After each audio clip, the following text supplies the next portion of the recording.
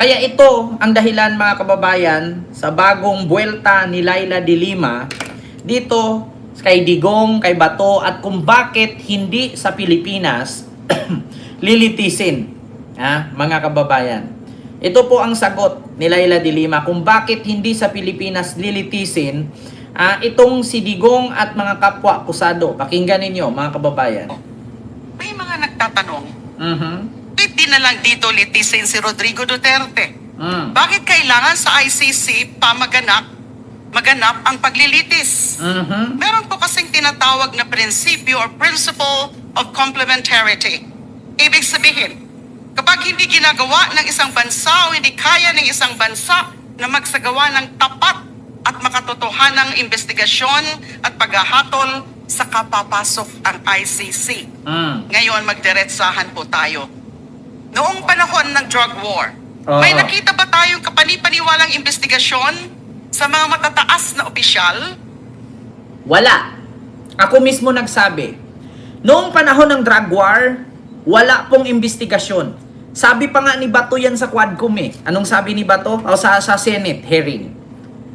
Kapag nakita ka na payat, puro tato, lubog ang pisngi, bulok ang ngipin, adik yan. Tama ba? Nabasihan? Kaya papatayin mo kasi nakita mo puro tato, payat, lubog ang mukha, luwa ang mata, bulok ang ngipin, bungal-bungal, adik yan. Sinabi ni Bato yan. Siya, tama ang sabi ni Senadora at ngayon Congresswoman Leila de Lima. Sa administrasyon ni Digong, walang tama at klarong investigasyon sa drug war. Walang due process, sa madaling salita. Continue. Nasampahan ba ng kaso ang mga naglatag ng polisiya? Masigasig ba ang mga institusyon sa pagpapanagot sa mga umabuso sa kapangyarihan? Wala. Malinaw po ang sagot. Walang napanagot, mga kababayan. Ngayon lang napanagot yung pumatay kay Kian. Imagine, 3 to 6 months, 6,000 ang namatay. Bakit sa pulis lang na 3 ang pumatay kay Kian ang nakulong? Nasaan yung iba? Yung pumatay kay Mayor Espinosa na pulis na pumasok sa loob ng kulungan at sinabi nilang nanlaban. May testigo po yun.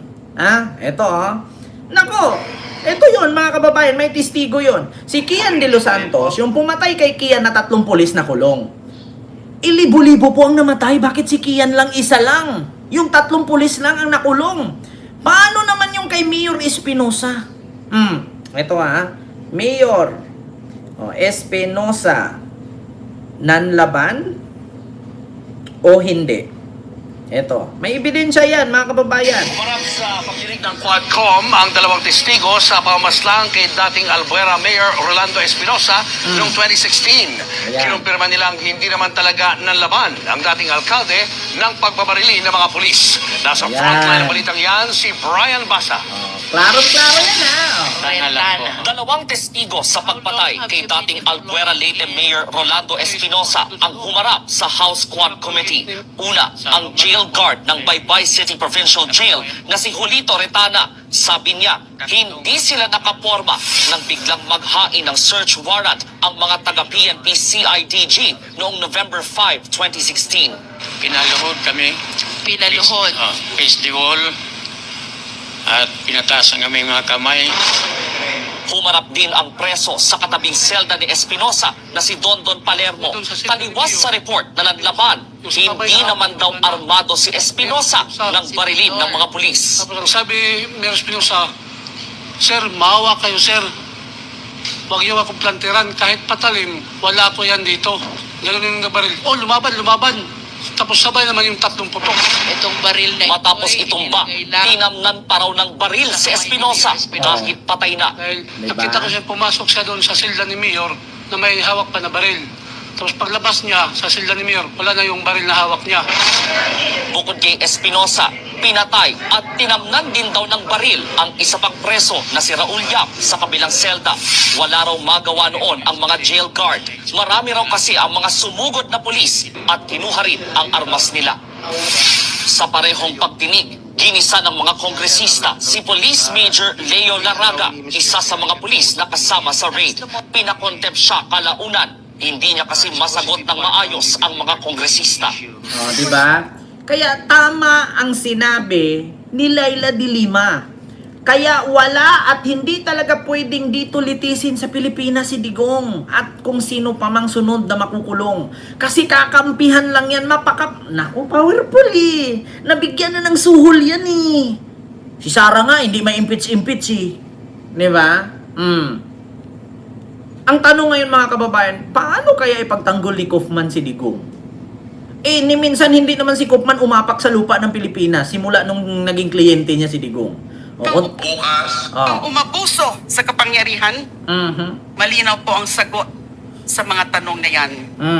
The few domestic cases that moved forward focused narrowly on specific incidents involving only or often involving low-level officers. There was no comprehensive investigation into command responsibility. Diba? No sustained effort to examine whether there was a deliberate, coordinated campaign. When domestic institutions fail to function as guarantors of accountability, whether through fear, political pressure, or structural weakness, the international community has established mechanisms precisely to prevent impunity. The ICC is not an affront to sovereignty. It is an expression to it, or an expression of it. We voluntarily became a party to the Rome Statute. Tama ang sabi ni De Lima ulit. Ganito, explain ko sa inyo mga kababayan. Kung dito kasi si Digong litisin at hindi sa ICC, imagine ninyo, kapag gumawa ng resolusyon at batas ang senador, halos 2 taon, 3 taon maaprubahan.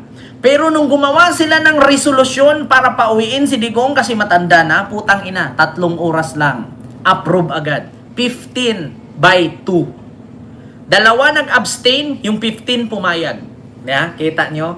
Ganon ang batas natin mga kababayan sa Pilipinas. Kaya hindi po talaga magandang litisin si Digong sa Pilipinas. Sa mga senador pa nga lang, gumawa ng resolusyon, pauwiin, i-house arrest kasi matanda na. Ang mga senador, kongresista kapag gumawa ng batas, putang ina, katagal-tagal bago, 3 taon, 4 na taon bago maaprubahan ang mga batas na ginawa nila. Pero yung resolusyon, ginawa nila para pauwiin si Digong, putang ina, 3 oras lang, aprobado agad. 15/2/0. Ibig sabihin, 2 nag-abstain, Risa Hontiveros at saka sino yung isa na nag-abstain mga kababayan? Si Kiko ata. Diba? Sabi ko sa inyo mga kababayan, tama lahat ang sinabi ni Leila de Lima. Kaya dapat lang na ang ICC ang maglilitis kay Digong kasi ang ICC pinapakinggan ang bawat panig. Mahirap talaga si Digong ipakulong at i-convict mga kababayan. Ako na mismo nagsabi sa inyo, wala na siya sa power, wala na siyang kapangyarihan, nakakulong na lahat-lahat, pero hawak pa rin niya sa liig ang politika sa Pilipinas. Hindi ba? Ganun po yun, mga kababayan. Ganun po yun. Kaya kung nanood man sa akin ngayon si Senator Bam Aquino, Senator Bam, naranasan mo na din po naman siguro yan kung anong nangyari sa tatay mo. Sa tiyuhin mo. Nakamit nyo ba ang hustisya nun? Hindi, kasi tiyuhin mo lang din naman ang pumatay, ang nagpapatay. Di ba? Kaya hindi talaga maganda mga kababayan sa Pilipinas. Lalong-lalo na ang batas sa ating bansa, kapag mayaman ka, ikaw ang batas. Kapag mahirap ka, kahit manggal ang nakawin mo, kulong ka. Magnakaw ka nga lang ng niyog, nakukulong ka na eh. Pero kapag na mga mayayaman nagnakaw ng flood control, budget sa DPWH, tumanggap ng donasyon, wala, okay lang. Walang nakukulong. Kahit mameke ka ng expenditure, receipt, parang, mangako ka ng 2,000 na kuryente pababa, libre. Wala. Basta nangako ka, manalo ka. Tapos wag mong ituparin, mananalo ka pa rin ulit. Parang si Cayetano. Nangako ng 10,000. Continue. Rome Statute. We bound ourselves to a system that says if we cannot or will not prosecute grave international crimes the world will not stand idle. Sa international law, may mga krimen na sobrang kasuklam-suklam sa sangkatauhan, mga tinatawag na crimes against humanity. Ang Rome Statute at ang ICC ang napagkasunduan ng higit sa 100 miyembro ng UN na tatayong korte para sa mga kasuklam-suklam na mga krimeng ito. Ang pagpatay sa libo-libong tao nang walang paglilitis gamit ang kapangyarihan ng Estado ay isa sa mga kasuklam-suklam na krimen na nasasakop ng jurisdiction ng ICC.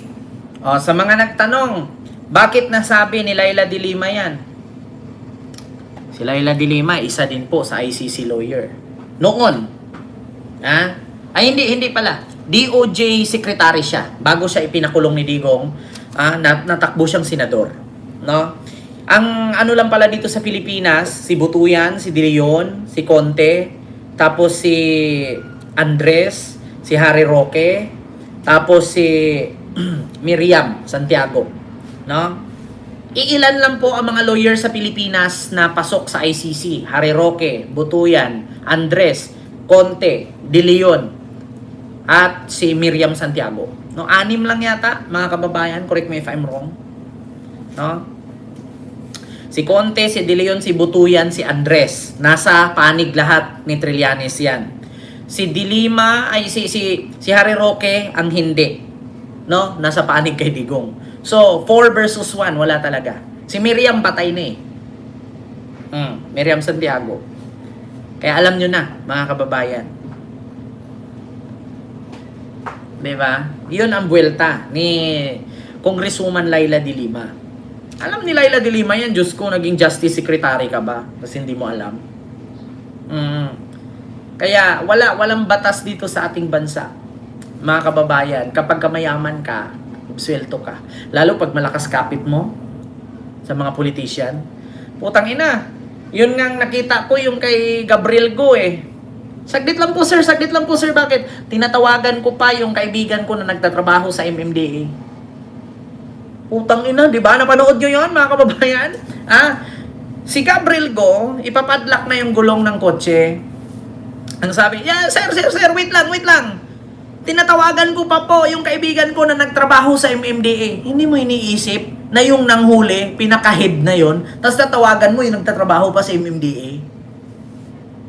Diba? Ganyan sila, mga kababayan. Ganyan sila kakapal ang mukha. Nakita nyo yung isang yung bata na nakagawa ng krimen, pinatawag pa kay Tulpo.